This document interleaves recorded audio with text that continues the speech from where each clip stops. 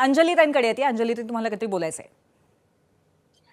नाही, मला एक तर हे म्हणायचंय की पीडितांची आता नवनाथ बनसे म्हणाले की सरकार पोलिसांनी तात्काळ त्यांची रेकॉर्ड केली, तर तसं बिलकुल नाहीये.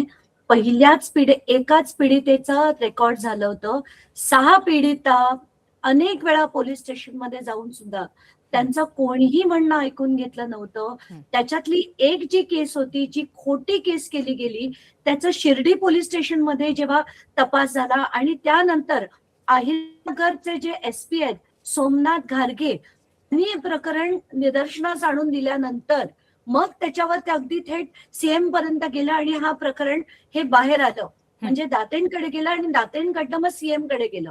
तर याचं कारण त्याच्या आधीच्या लोकल पोलीस स्टेशनला सगळ्या राजकारण्यांनी मॅनेज केलं होतं.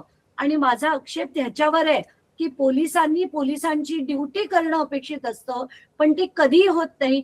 पीडिता घालून घालून थकल्या होत्या